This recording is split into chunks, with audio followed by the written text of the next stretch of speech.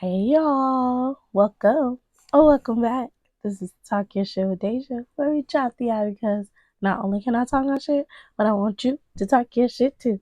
Hey y'all, how you doing this week? I hope you're doing lovely, but in the event that you're not, I hope this video, well, the video gonna be, it's gonna make you go a little deep, but I hope it, just seeing my smile just now just made you feel a little bit better. Because it is gonna get a little deeper. But yeah, I hope you feel better. Cause I feel good. I've been having a good week so far. Uh, I'm getting my voice back, or I think it came back, or I don't even know how I be sounding sometimes, but I think it's back. So my voice is back, which is great. So yeah, we're gonna we're happy. I'm happy my voice is back. Sorry. Because I was like distraught last week that my voice was gone, couldn't talk, sounded crazy. So now that it's back, I'm just happy. But needless to say, I ain't gonna stay off topic.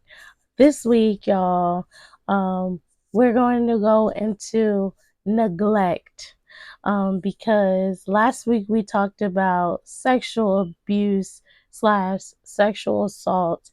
The time before that, the week before that, I talked about emotional abuse.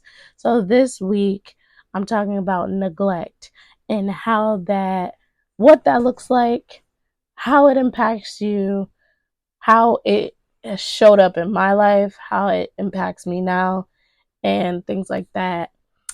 Of course, I found a website because I really thought I was going to get away from websites, but no, no, no. No, no, no. I didn't get away from websites. So I found a website that talks about emotional neglect because, as I mentioned on the ACEs video, I am going to go through the ACEs that I personally experienced. I did not go through physical neglect. By no means. I was fed, I was housed, I was good physically at all times. There was a mention of other neglects, like I want to say it was like health neglect or something like that, and educational neglect. I didn't go through any of those, but the one that did resonate with me that I can say that had a part to play in how I show up today in life is emotional neglect. I definitely previously, when I went through my attachment style videos, I mentioned that sometimes my mom would be attuned to my feelings, sometimes she wouldn't. Then outside of her, me talking about the emotional abuse within like the confines of like my crying and stuff like that, um I wasn't aware that I was like neglected emotionally until you're going through everything and putting the pieces together. And then when you're just like, aha, this is why I show up like this in relationships with other people, it's because I was emotionally, excuse me, I was emotionally neglected. So it's like, of course, I'm going to show up a certain type of way because my emotions were fed some of the time when I was younger. And then some of the time it was just like, why are you feeling what you're feeling? Like, there's no reason to be feeling what you're feeling. Like, you were very much dismissed or, invalidated and disregarded. And it's just like, when you're a child, although they may be attuned at some points, when they're not, I think when they're not, it hits a bit more, like a bit harder because you're not even realizing that at that moment they don't know how to show up for you emotionally. At that moment, you're just like, damn, they don't care. Damn, like, I don't matter. Like, and so you really try to show up as a whole completely different individual so that you're not constantly made to be a bad person for showing up in the way that you do. But I'm going to go through the website, and as I go through the website, I'll be able to explain a bit more how that showed up for me and how it's still showing up for me in my adult life, and how I'm working on it and everything. Because, we're in the era of doing the work. So it's not enough to be aware. You got to start doing the work, y'all. So I'm going to let y'all know how I'm doing the work, and hopefully it can help, a little bit. So maybe this episode might make you feel a little bit better. Who knows? But starting from the beginning, what is emotional neglect? So it says, while everyone may perceive neglect differently, emotional neglect in childhood generally refers to when a child doesn't experience emotional security or support from their guardian figures. Our emotions may have been completely ignored or invalidated, purposefully or unconsciously, or we might have been explicitly shamed for expressing our feelings. So, already off bat, from the emotional abuse episode, I let you all know that for me, my biggest thing with my family was my crying. My crying was always invalidated. Like, I personally don't remember as a child when my crying was ever acceptable. Like, I don't remember when it was ever acceptable. And I'm sure a lot of people can relate to that. But I didn't realize that how much it was impacting me, or what it really would do to me, that part of me was being neglected a lot. It's like every time I cried, there was something of surrounding, like, you're doing too much, you're being extra, you're not doing this for a real reason, you're trying to get a reaction. It was always something rather than just something's wrong with Dejanay, let's figure out what's wrong. It was always you're you're dramatic. There was always something surrounding it, and you don't realize that you're being invalidated because you're a child, but you're definitely being dismissed, invalidated, shamed, all of that. So then when you internalize that, how that even impacts how you show up in adult relationships is mind boggling. So yeah. Um, Let me see. This one can occur when Okay, so emotional neglect can occur when a caregiver is not present, but when they are present, they are emotionally unavailable. If the parent is ill equipped to handle childhood emotions, or if the parent is purposefully dismissive. And so that's something that I'm starting to realize too, which I think a lot of people are starting to realize, is that our parents really didn't have tools to navigate any emotional side of us. Some parents might have had the tools because their parents might have had the tools, but for the large scale of parents, what they learned was what they passed down. A lot of parents tried to do the opposite, but in the midst of trying to do the opposite, they end up running in the complete opposite direction and still not being attuned to you in the way in which you might have needed to be attuned to. So, like, I am really in a process of coming to grips that my mom really did the best she could, um, because what was instilled in her was really the best that my grandma could. Like, everybody really gave what they were able to give. I just don't think that they were aware that what they were able to give was going to be so detrimental as it is, like, now. So, like, when people are having children, I don't think they're aware of the capacity that you really have to have a whole mini you remind you of yourself every day. Every relationship in your life is a mirror, right? But the strongest mirror is that to your children, because they're going to remind you of exactly how you were. And then if you were not treated the best in your childhood, when they remind you of how you were treated, you treat them exactly how you were treated. Not even that you're intentionally trying to pass along the trauma, but you end up doing it anyways because you didn't know no better and nobody could teach you better. And you really just kept the cycle going because when you showed up that way as a child, that's what was given to you. So then you try to run away from it, but you end up doing it anyways just because of unconscious behavior. So our parents, they did the best they could. And I think as much as like you want to stay, oh, I don't want to stay mad, but as much as you want to hold them accountable, it sucks because you really can't hold them accountable to a lot of things because they really couldn't do what they didn't know was better. We get the luxury of knowing what's better. So for us having children now, there it really is no excuse of why you still pass along the same problems.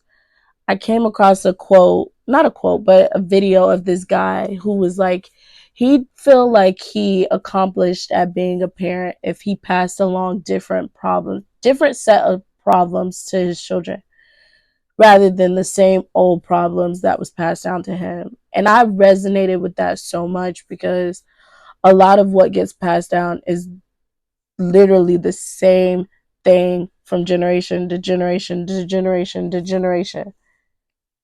And at what point is somebody going to be like, you know what? Let me do some internal stuff before I have a child and subconsciously fuck them up because I'm not doing what I need to be doing to really combat all of the things that were instilled into me. So that alone causes me to hesitate when it comes to having children, is that I am in the process of working through a lot of what was instilled into me. And if I was to have a child right now, I know I would instantly pass along stuff in their formative years. Is that the beginning part? In the beginning part of their lives, I know I would pass down some bad things because I'm in the process of like being aware and being mindful and everything. Maybe when they get to maybe like 5-ish, like grade school time, I think 5 years, I probably will have it under control. But from 0 to 7, whatever you inflict onto that child pretty much stays with them for the rest of their life. So I know I would be ingraining a lot of stuff into them right now. So I'm like actively trying to figure out what it is and address it as it comes up so that when I have children and now I have a reflection of me in front of me, I am not passing along the same thing that was passed on me because hurt people. So I don't want to hurt my kids in that way. But you know, we are like parents. Like I'll be a parent, so it's not like you're not gonna fuck up your children. I just don't want to fuck them up in the same way that we've been fucked up before because it's just like nah. Um, but it says that emotional neglect is considered a form of trauma as it can have long lasting and profound effects on a person's emotional and psychological well being. Um, so, how do you identify if you were emotionally neglected as a child? So, some things to think about. So, it says some examples. Okay, I'm sorry, y'all. Some examples of emotional neglect are punishment for expressing negative emotions like sadness, frustration, or anger. Being told to go to your room or be quiet is an example of that. Um, Lack of shared celebration or joy when experiencing a positive emotion like happiness or excitement. It might even be present as zapping the positive emotion with the negative response. That sounds so disheartening. Like, as if as a child you were really happy about something, and then when you try to share that with your caregivers or the people around you, they immediately shut you down. That sounds very depressing. Um, I can't recall off the top of my head if that was a thing, but it is possible.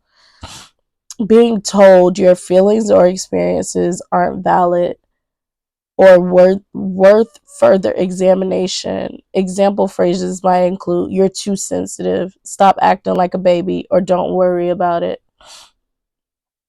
So that would play into the crying thing. Like, you're being dramatic. And it's really insane how those words have stuck with me. Like, they stick with me. That phrase right there, being "you're being dramatic," will stick with me for the rest of my life. I've been doing coaching sessions, and my coach has helped me to put a spin on it. And he was just like, when you show up in a room, if they're not saying you're being too dramatic, you're not doing it right. And that just gave me a whole different perspective on everything. Like, everything that people call you out on can be negative, right? But it can also be positive, because even in that, where I expressed to him that, I was made fun of for being emotional and everything, he just was like, that means you're empathetic. That means that you feel the emotion in the room. That means you're very passionate.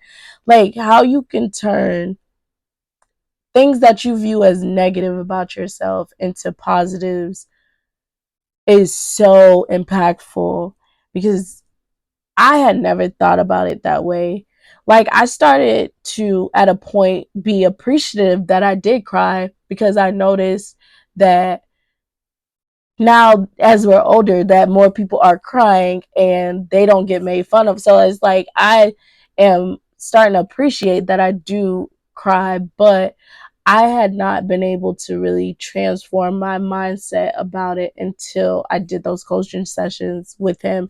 And he was just like, if you don't get told you're too dramatic when you show up in the room, you're not doing enough. Like, wait a minute. Like, I would have never thought to even turn that into, like, like, when they say you reclaim a definition or something like that, like, that's real spill. Like, if you can think back to a time where you were told you're this, you're that, you're this, you're that,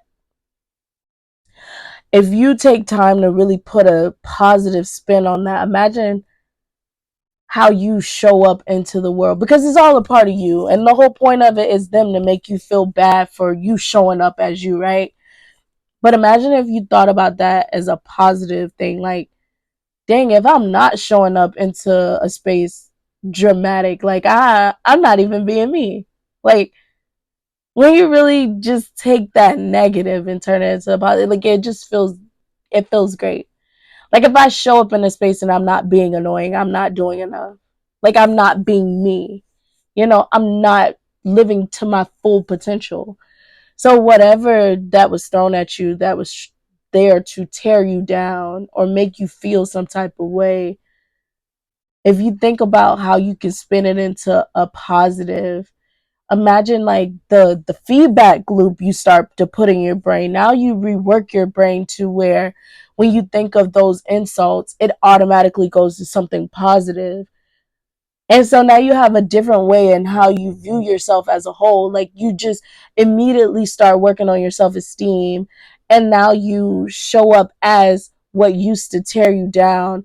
And like, it's just amazing what you can do with a mindset change. But yeah, I'm sorry, y'all. I went off on a tangent. But next is dismissed or ignored feelings because the parent is focused on themselves or another situation. Withholding or not showing affection, whether it is explicitly requested or not.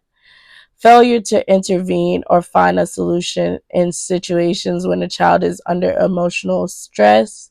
Not acknowledging difficult emotions like grief after losing a pet or embarrassment after being bullied. often because the parent struggles to recognize or process these emotions themselves.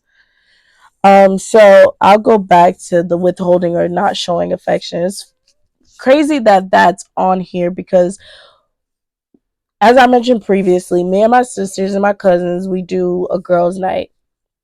And we were talking about how in our family, we're really not physically affectionate.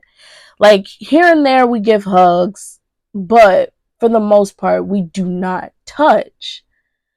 And you really don't know how much you are neglected of touch until you get around somebody that's touchy feely and you just don't want them to stop touching you. Like, it feels so good to be around someone that is really touchy feely when you're raised in a family that does not touch. You don't know what you don't know until you don't know. Like you really don't know what you're missing out on because it's normalized. Like you don't know that physical touch is so important to bonding until you get around somebody that does it all the time and you're just like, yo, this feels amazing. Like what was I missing out on? So now I put forth an effort to be more touchy feely with my mom. Like I'll go in her room and I'll just lay on her shoulder or give her a hug or something like that because I personally probably have always been a little bit more touchy feely with my mom than everybody else, but because I was the baby for the longest, so I would be in the bed. Even now, I'll go get my mom bed and be right there next to her. Like I was able to get a lot more touches from my mom, but I'm aware that that wasn't the experience from my siblings. My little brother probably gets a lot of touchy feely, but my two older siblings probably was neglected a lot when it came to physical touch. So it's like you really don't know what you don't know till you don't know. Like I'm like real deal. Like physical touch is very important.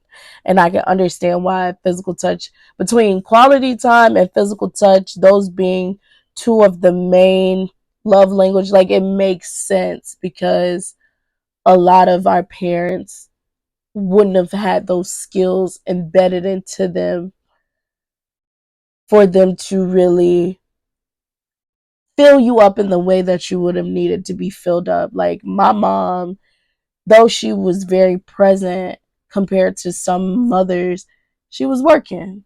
And when she wasn't working, she was living her life. Like, yeah, we was up under her for a good chunk of our like younger years, but she was still out living her best life like 5 days and had to work, so wasn't there. Like, so quality time when you do get around the people, like you need it, like you need to be able to connect because we didn't have a lot of moments where we really connected. Like we had really good times together and it was fun and everything, but it wasn't really connections. So it's like I can understand why those two are the top love languages. Acts of service, gifts, and affirmations, depending on the person, flow in and out from the top. But between physical touch and quality time, those tend to be the top two. And it makes sense because a lot of us are neglected of that when we're younger.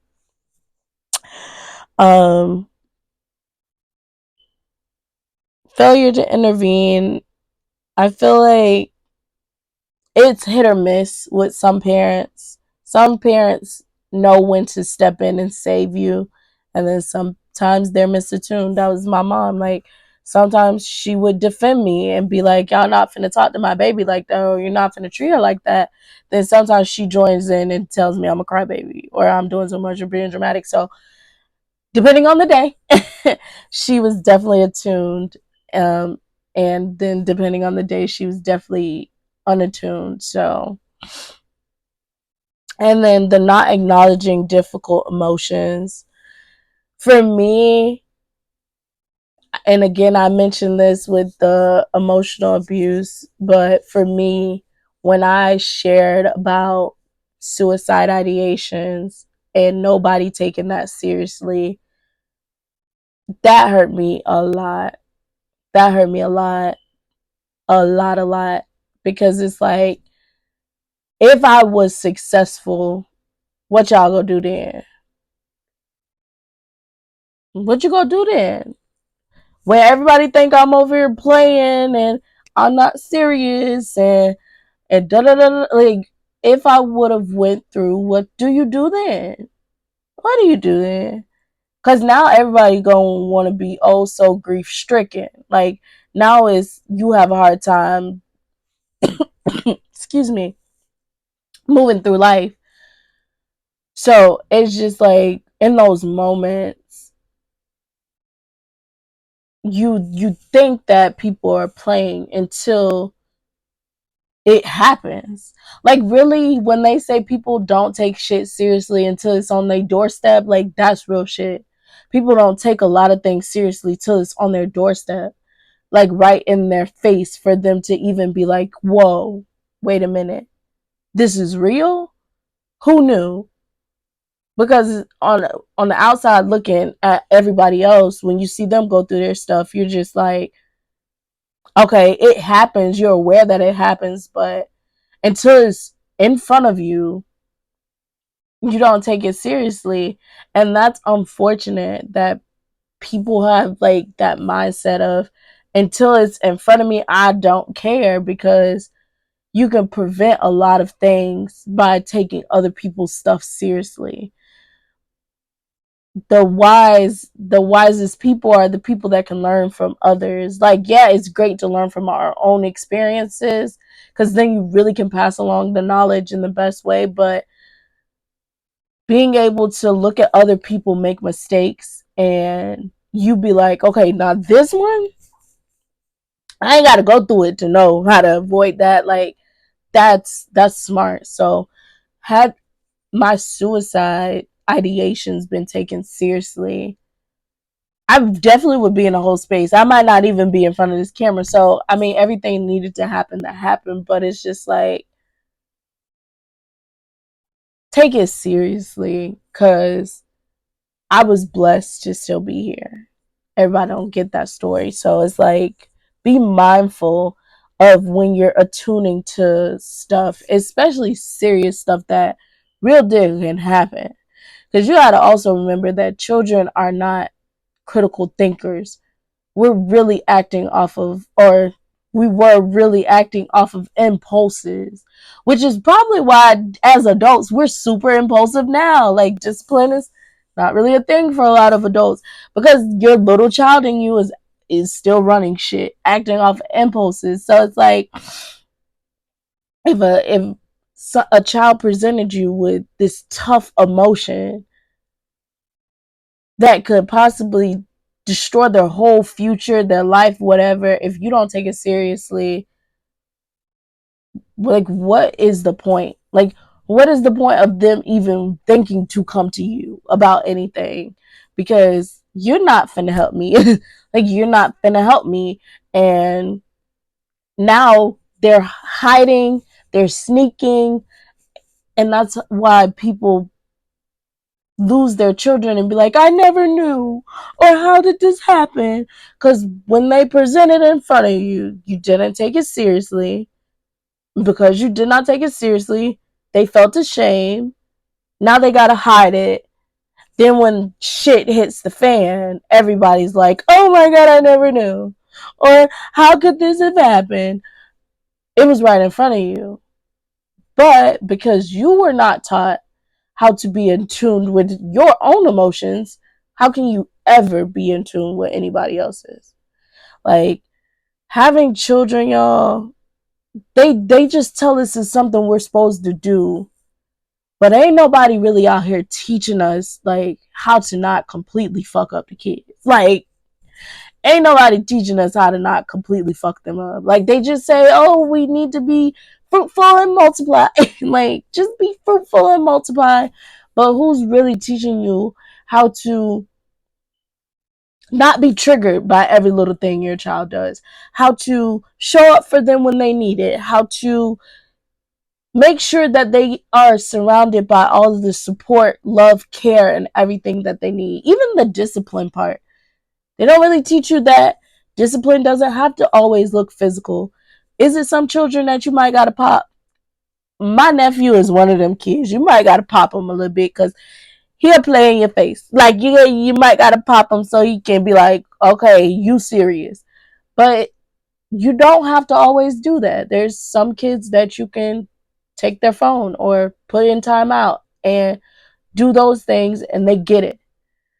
But who's really out here teaching that? I feel like we need more of that. We need more parenting classes that are fun, one, because so people can be interested in going. But we need more training. Like, I can't think of exactly the scripture or quote, but it's like train up your children in the way in which you want them to go. That's why we fucked up right now, because the way they trained the way they trained us today. I'm, so, I'm sorry. But the way in which they trained us was terrible to say the least. But who was training them? And who was training them? You know, like, and who was training them? So it's like, we need to really, as this being the generation of information and awareness and knowledge, getting back to really training up our children and helping the parents in our community. Like, oh, we need community now more than ever because we're so isolated and we're all doing it by ourselves. So if your shit stinks, you go continue to pass along the trash. But if your shit is good, you go pass along the good. But only now your children get the impact off of, like, be impacted off of that, rather than you being able to impact the whole community. We really need to come back and be like community oriented so that we can train up our children in a way in which we want them to go.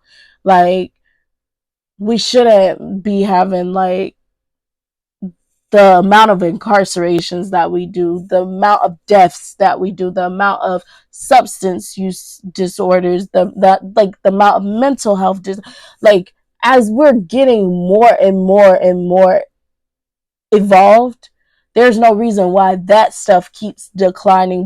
Like, there's no reason why it keeps getting worse and we're getting more information, and it's just because somebody has to take the stance to be like, we need to train up these people in a different way and really come together to do it. And I think that we're in a space now where people are in the progress of starting it. So do I think our generation will be able to see the complete change, or, you know, millennials be able to see the complete change, or those before them to see? No, probably not. But maybe our children, they'll be able to see the change. Their children will be able to see the change because we're starting now. And that's the great thing about what is going on right now, is because we're having conversations. As much as people play about, oh, anybody can have a podcast or whatever, this is the time in which we talk the most, and it's all necessary. Getting all of this stuff out is necessary. You're not going to get it out right at first, of course, because especially if you're working off of emotion, you're not going to get it right all the time. But you're getting it out and you're not suppressing it, you're not holding it in. You're really showing people that you can have a conversation about the shit you're going through, whatever that may be, or about any topic, that you can talk about it and it be okay to just talk about it. Is it going to be the best for everybody right now? No. Everybody's not going to do it right. But what is right and wrong? I think even for the people that are super duper mad, they got messages in their stuff. Between the men on the side telling everybody that women suck, and the women on this side telling everybody that men suck, like, it's very valid messaging in there. Is it the best solution? Maybe not, but it's very valid messaging. So we need all of this. So I don't be upset to see everybody creating a podcast or becoming a content creator or whatever. It's just giving people a space to finally get the shit out, because holding it in ain't doing nothing. So it's really helping us to get to like a better space. So I appreciate it. So to continue on, how does emotional neglect in childhood affect us as adults? Because I'm still impacted, infected, all that stuff. um, it says those of us who were emotionally neglected as children often develop behavior patterns or coping mechanisms. Any of the following might be indicative of emotional neglect in childhood. So, difficulty expressing and processing emotion. That I think that used to be me, but I'm getting in a different space. But I'll read through it. So it says childhood emotional neglect can cause us to avoid emotions altogether in adulthood. We may struggle to identify our feelings or find it difficult to process big feelings. There might also be a general sense of numbness, which is ultimately a form of self protection. They may choose to leave a relationship or a situation instead of asking for something they need because that feels safer than the risk of rejection. So, so y'all, um, by no means am I leaving a situation voluntarily, but what I will do is push motherfuckers away so that I don't have to ask for what I need and I get rejected anyways. That sounds so bad, and I'm so glad I can laugh at it now because I realized like how fucked up I really was. But people think that like women tend to be like these emotional creatures and da da da da da da da. But something I'm learning is the reason why we attract emotionally unavailable people is because we're just as emotionally unavailable as those people. Yeah. So for me, and when we talked about attachment styles, I learned that I lean towards anxious attachment, right? In anxious attachment, you end up becoming overly clingy and all this other stuff because you don't want them to leave. Well, they also don't tell you that you also don't end up letting people really know what's wrong. Well, okay, it did go over that. I'm lying. Just kidding. But you fear telling people what's really wrong with you because of the rejection part. So you'll just do too much. So you don't have to really tell somebody what you really need because you're scared shitless that they're not going to give you what you need. And then now you got to start over all over again. But when you're scared of something, you usually run right into whatever you're scared of. So you're scared shitless that they're going to leave, but you end up being overly whatever, and they end up leaving anyways. So it's like you ran into the fear. And that's why you shouldn't be scared of nothing but fear itself. But yeah, so I was just as emotionally unavailable as my counterparts. And I used to think that it was only him that was on the opposite end, and it's like, nah girl, you wasn't being vulnerable either. Like when you really needed quality time, you sat there and had an attitude, and then when you were asked what's wrong, you said nothing. Like literally said, no, I'm good.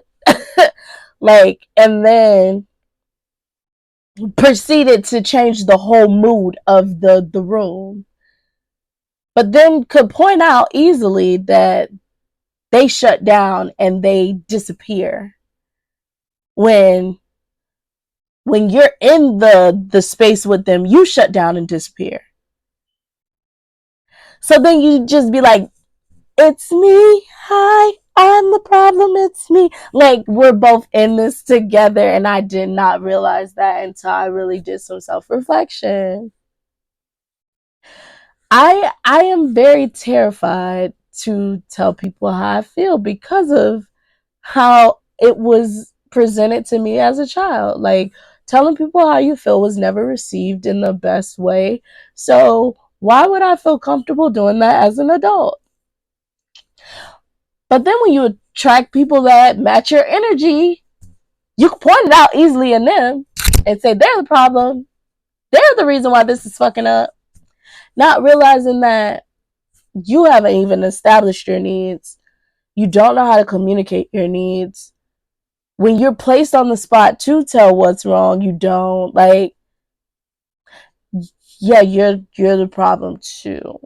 So I definitely had a hard time. Now, right now, I'm talking to somebody, and for the first time, I'm actually able to practice all of this stuff and learn to effectively do something different and change my feedback loop so that I show up differently. But this is the first time that I've been in a situation where I can actually do this. Now, the guy before him, I tried, being vulnerable and letting him know when stuff came up for me, but because of the way in which I communicated it, I think it might have been a bit of, you're the problem and I'm reacting, when that's not what I was intending to do. So definitely difficulty expressing emotion, but I'm learning and I'm working and I'm practicing, y'all. So do the work. Do the work. Next way that it can show up as an adult is people pleasing tendencies. People pleaser, professional people pleaser. That's me. Um, Not anymore. Fuck these niggas. No, I'm just kidding. And bitch, no, I'm just kidding. I'm sorry. But not anymore. I'm really working on people pleasing myself, and then whatever I got left over to give to other people, great. But the what it says on the website is, on the other side of the coin, that if we've been emotionally neglected as kids, we might end up becoming the caretaker or burden holder of our friends and families. Essentially, addressing other people's emotions and needs allows us to feel worthy, loved, and needed, and good enough. This can backfire if we end up focusing so much on others that we fail to prioritize ourselves. Facts. So, something I learned, that both of these two, difficulty expressing emotion, processing emotions, which can lead to like numbness, shutting down, and stuff like that, and people pleasing, are both uh, examples of codependent. Excuse me. I'm sorry, y'all. When I be talking a lot, throat gets a little dry. But they're both examples of codependent things that show up in your life. So, how one would be like, okay, how is shutting down and everything codependent, right? Codependency is you being reliant on other people to dictate how you show up in the world. So, because you're scared of rejection, you're going to shut down and not tell nobody how you feel, and you just going to ghost or get the fuck ASAP because you don't want to be received negatively. Or on the other end of that coin, like it just said, because you don't want to be rejected or seen as this bad person, now you show up and you fit the needs of everybody around you, regardless of what you need yourself. So your actions literally are dependent on those around you rather than what you actually need as a human being, which is crazy to say the least, but that's how we're raised and trained. So now you have to unlearn that stuff, because you will find that you put yourself on the back burner more often than not. Then you'll go through life. This is how you know people were emotionally neglected, if they say this, right? I just want people to show up for me the way I show up for them. That's a telltale sign, right? Like, that's a telltale sign. Like, people never show up for me how I show up for them. If you're aware of stuff like that, like if you could say that statement, you should know you're doing too much past what you can give. It's okay to be a giver, but if you're giving looking for something back in return, you need to stop giving, because you ain't got nothing to give. I have realized that I did that previously. And it took me some time to figure out that I was giving, looking for something back in return. Like, you have to match this energy. That's another one. Yeah, you gotta match my energy. I'm on looking for reciprocation. Da, da, da, da, da, da. When in reality, it's when your cup is overflowing, pour, and when it's not, don't. That has nothing to do with anybody around you. When your cup is overflowing, pour, and when it's not, go get it refilled. That's not dictated by anybody around you. That's being mindful of the capacity of your mental, physical, and emotion. Like, that's literally you being aware of where you are and what you can give out. When you're codependent, you're just giving, like, because you want somebody to show up for you, because you have been so neglected that if I show up this way, hopefully I get it back in return. Or for the people that shut down, if I don't do it at all, then I don't even have to worry about somebody not even having the opportunity to not do it for me, because I ain't even finna put myself in a predicament where you can let me down. That's not healthy at all. At all. At all. You definitely have to work on, and that's the space that I'm glad I get to practice in right now, is being mindful of what I can give and being mindful of how much I'm getting back. Like, right now, in the situation I'm like in right now, I give and I get back at the same rate. I haven't had that since my ex. It feels amazing when you're getting poured into as much as you pour. Most people are just pouring, forgetting that they're not even getting poured into, and wonder why they show up with random attitudes and why they're easily agitated and disconnected and everything. Like, you got to be mindful that as a child, you didn't receive some things that, of course, as an adult, you're going to need. Reflect, do that inner work, heal, and stuff like that, so that you can ensure that you're getting your cup poured into, because you're a drought, baby.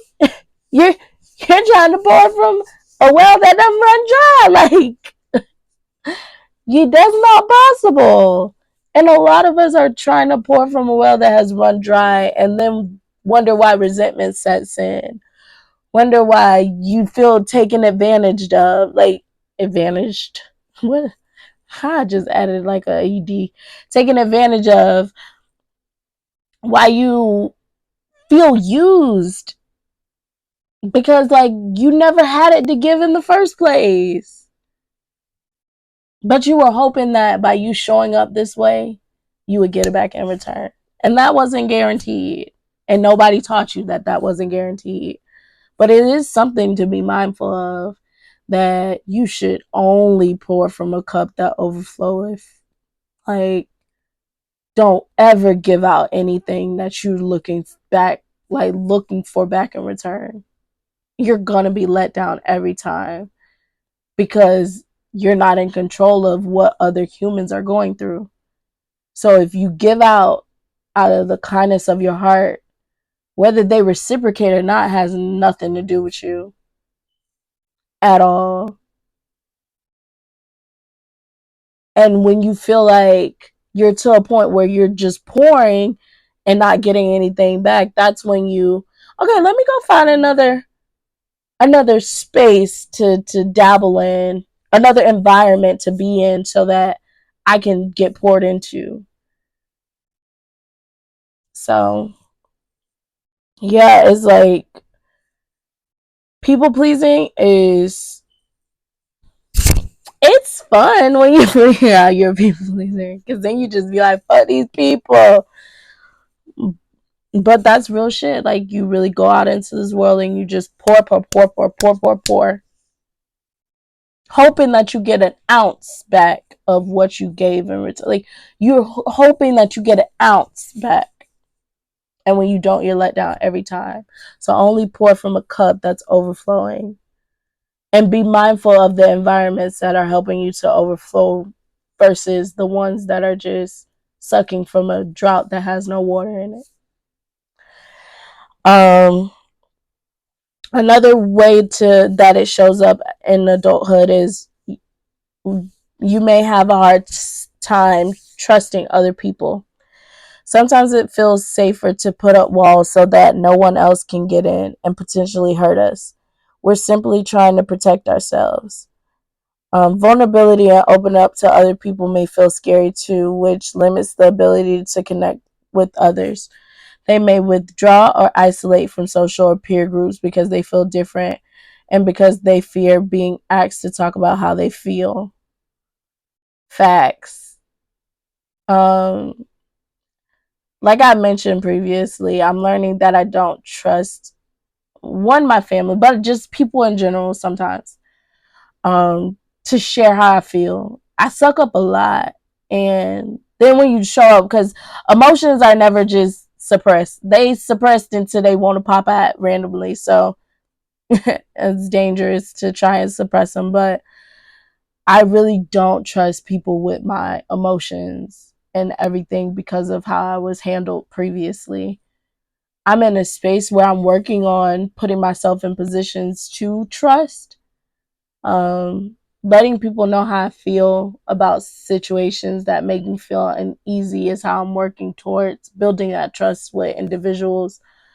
It's not easy because you're still thinking about how they showed up previously, so it makes you hesitate to show up in a different way, to really be vulnerable, to see if they hold your heart with respect or if they still gonna be with fuck shit. But you gotta be able to give people an opportunity to show you something different before you think that they're the same old person that has sat in front of you. Because just like as a human, you're working to evolve. You don't know what these people are doing at home when they go behind their closed doors. They might be working to evolve just as much as you, and they're just as scared to put themselves in a vulnerable space. So it takes one person to be like, okay, let me show up with my heart on my sleeve. And now it encourages somebody else to show up with their heart on their sleeve. And now you're getting to better communicating and you're developing trust and you're doing that. It can be frightening, yes, but you got to develop that muscle at some point if you want to have connections with humans. If you are okay being distrustful and keeping everybody at an arm's length, then do what you're doing, but that can lead to a lonely road or very many different relationships because you can't ever stay in one relationship with somebody because you don't feel safe enough to really connect with this person. Because every relationship starts off easy and happy go lucky. Then they get closer to you and you're like, wait, you're reminding me of my peoples, and you're rubbing up against triggers. Or you're creating some new shit and I'm like, wait a minute. So it's like you really have to be able to put yourself in position to practice and develop that skill to really trust people, because not everybody's terrible. I think everybody has bad behavior at some point, but not everybody is terrible. Give people opportunities to show you that they can show up for you, especially when it comes to family. Um, as you're growing and evolving, have faith that they're growing and evolving too. Because I think age at some point does just like grow and evolve people. Now, not everybody is some immature ass old people, but for the most part, age tends to mature people. So give your space, give yourself the space to be vulnerable and see who got your back. And then whoever doesn't have your back, fuck them. You ain't got to deal with them. Boundaries. But yeah. Um, Another way it shows up is your self esteem may take a hit. Yeah. Um, when I started doing all of my reflection and introspective work, I realized that I had lower self esteem than I thought. Low self esteem, like it was to the ground. Definitely to the ground. But I am in the process of bringing it up, getting more confident, getting back to Dejanay, who Dejanay was. Like, I'm getting back there. But yeah, it says that chronic childhood neglect can often cause people to have low self worth. If our self esteem is low, we might write our own emotions or even let people walk all over us. Facts. That's that people pleasing thing. Or you get away. You get away. Just get away. Like, you really don't view yourself as the being worthy of more, because who taught you that? A lot of this stuff is who taught us to know better, who taught us to do better? Nobody. So of course your self-esteem is going to be down to the ground because people made you feel bad for showing up as you and being appreciative of you because people made them feel bad for showing up as them. So now we got to pass it along. So it's like, it's a cycle, y'all. Ain't nobody tired of running on the circle and the circle of motion. What is this? The rat run on a spinning wheel. I don't even know what it's called, but I'm tired of running on it. I'm tired of doing the same thing, getting the same reaction. So I'm in the process of building up that self esteem and getting back to that confident girl that I was once upon a time. And that's the goal, is to get back to who you were when you came out and you were a ball of sunshine before miserable bitches could strip you of your greatness. Get back to that person, because that person is great and deserves the world. That person is so neglected, and as an adult, it's not even other people around you that's neglecting that person. At that point, it's you neglecting that person. Stop neglecting you, because you can't hope that other people don't neglect you if you're still neglecting you. Give yourself all that you deserve, and people go add on to it. Then you'll be happy. Yeah. But it says that you may try to cope in some not so healthy ways. So, childhood emotional neglect can present with poor coping techniques as an adult. Um, this is often because people who've been neglected have trouble trusting their own experience of emotions and needs. They may meet those needs in maladaptive ways, like becoming codependent. Hey, we talked about that, on people who aren't good for them, or showing people pleasing behaviors to keep people around. They might also rely on drugs or alcohol to get them through a difficult emotion, or become addicted to shopping, porn, online usage, risky sex, or food. Facts, y'all. Facts. You go for looking for shit in all the wrong places when you're neglected. Because you don't know what the right places is. So you just go looking for the right thing in all the wrong places. Now you addicted to drugs, strung out, done killed yourself, in jail. You did attached to somebody you just don't even know how to leave. Like, you're in the wrong spaces because you were looking for the right thing, but in the wrong places because nobody helped you to figure out what the right spaces were. And it sucks. So that's like the main things from the website, y'all. I really am just like realizing that a lot of us were neglected. And you could see how that shows up in the comment sections of people's content, in the videos that people do, in the stuff that goes popular. You just, everybody's looking for attention, And a lot of people are not looking for attention in the right ways, in the right places, in the right things, but they don't know no better. All they know is that I was neglected as a child. I want attention. Let me go do the most egregious thing to get the attention. Like I have seen a lady who, and they were recording it. I don't know if it was for attention, but it was egregious. The lady was dating a guy, and I think the guy cheated or something like that. I don't remember. And this heifer went and got his mom's ashes, his dead mom's ashes, and poured it into the lake.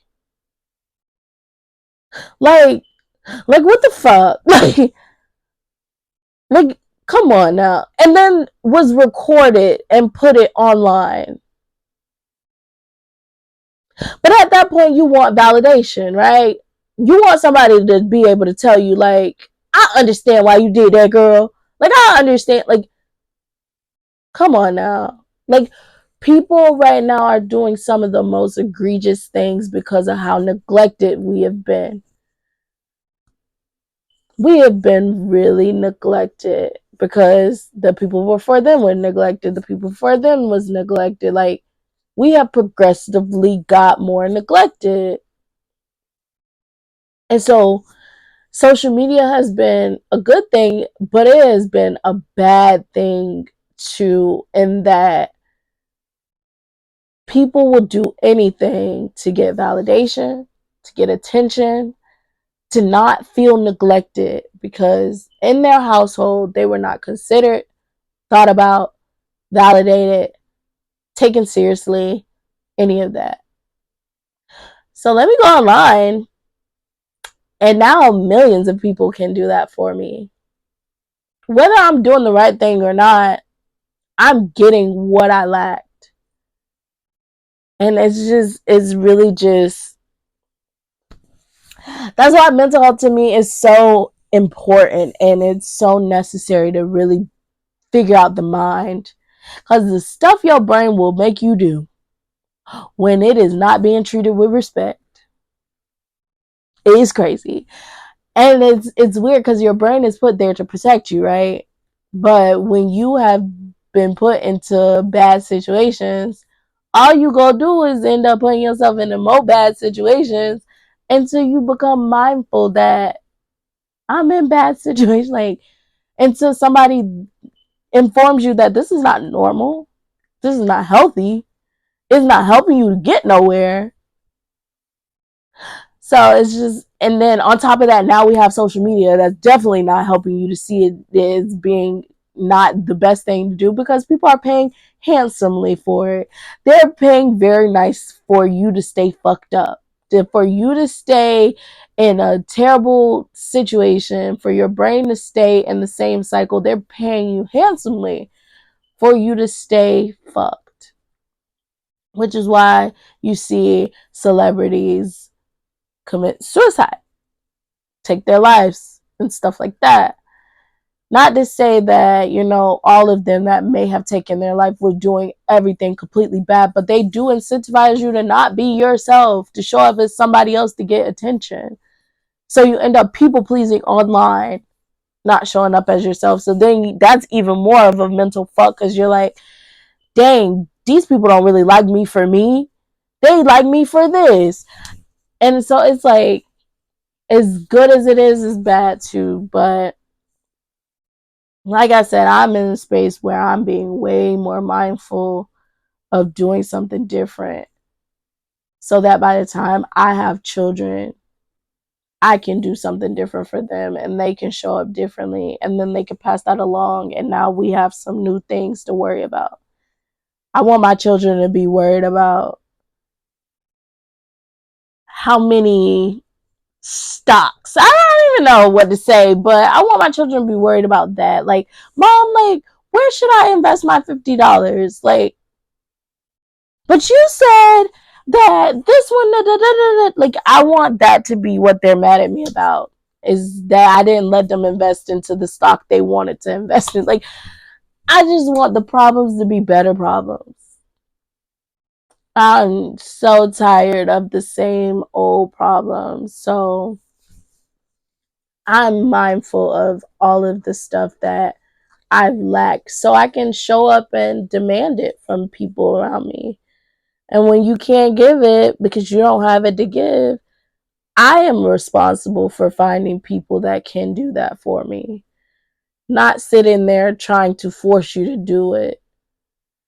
Previously, that's what I did, and that's why I was let down every time. But now I am very aware that it's my responsibility to get poured into the way in which I need to get poured into so I can pour into others. That, like, really, accountability changes your whole life when you are mindful that you are responsible for everything in your life. You show up differently for yourself and for those around you. You really don't. You can point the finger out, but they're gonna point it back. So now we got four fingers pointed at us because we got the three that's pointing back, and we got their finger that's pointing at. Now we got four fingers pointed at. So it's like, just say, you know what? It is my fault. How can I do something different? How can I do something better? What's still holding me back? Where is this stemming from? Why am I doing this?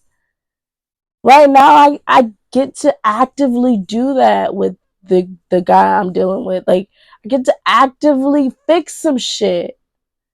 Because that's another thing that, people don't realize. A lot of people say, okay, the single season is helpful, yes, for realizing a lot of things, but you ain't gonna do the real work until you interact with individuals. You ain't gonna know what you still need help on until you interact with individuals.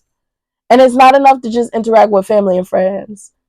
Like, you really gotta put yourself around people that you're intimate with that have nothing to do with blood relation. Because they're gonna trigger something completely different inside of you. So it's like, get the courage to put yourself in positions to really encourage you to grow. That's what I'm working on right now. I am in a year of being comfortable, being uncomfortable. Everything I'm doing this year is uncomfortable. And I'm comfortable with it. I'm not backing down from any challenge right now. It's so easy to back down from challenges right now. I want to do the hard stuff because as a kid, I was doing the hard stuff. I'm the one that's trying to figure out how to get stuff. Like, as a kid, I was willing to take on challenges after challenges after challenges. And for some reason, I got complacent and not okay with doing that. I want to get back to that person that was like, throw it at me. I'm going to go for it. And that's what I'm doing this year. I'm going for it. I'm glad I started back this year, the podcast back this year. I'm glad that I'm going through the stuff I'm going through this year, coaching sessions, dealing with a new person, handling family members a little bit differently. Like, everything is challenging me to be a different person. But in the most uncomfortable times, you go come out a diamond, baby. All that pressure for to make a diamond. And I'm ready to shine bright like a diamond. I'm sorry. That was so corny, but needless to say, that's all that I have for y'all this week, y'all. Do the work, do the work, do the work. If I could share anything, is do the work. It's a lot. It's not easy by no means. You're always going to be triggered by something. You're always going to be annoyed by something. But it gets easier the more you pour into yourself and be mindful of what bothers you. Do the work. For people out there that's been emotionally neglected, I apologize, and I hope that you can pour into yourself enough that you can start to put those around you that can do the same thing, because you deserve it. You deserve to be loved in the way that God intended for all of us to be loved. Do the work, y'all. I'm doing the work. Let's do the work together. So that's it for this week. Next week, I had to figure out what other aces I ain't gonna be able to tell you what I'm talking about next week because I don't remember the aces off the top of my head, but I got a story for you and I got some more information for you. So next week we'll continue on the aces. Um, yeah. So that's all I have for y'all. So like, comment, subscribe to the channel. If you're streaming, check me out on all platforms. Spotify, Apple Podcasts. I want to say Google Podcasts, is that a thing? You know, all the platforms. Check me out. I'm there too. Leave a comment. If you're streaming, leave a review. If you hear this, share. What are you going through? What has helped you to get through your stuff? How are you getting through all of the stuff you experienced as a child? How are you healing that little kid inside of you so that y'all can come together and be great? I would love to know. But yes, so I will tune in with y'all next Wednesday at 7 o'clock to continue discussing aces. Be ready because I'm almost done with my story. So be ready. I'm about to start bringing people on, but I'm going to finish out with me. Then I'll have my peoples on. But that is it for this week. I enjoyed talking with y'all, and I will see y'all next week. This is Talk Your Shit with Deja, where we drop the I, because not only can I talk my shit, but I want you to talk your shit too. Bye.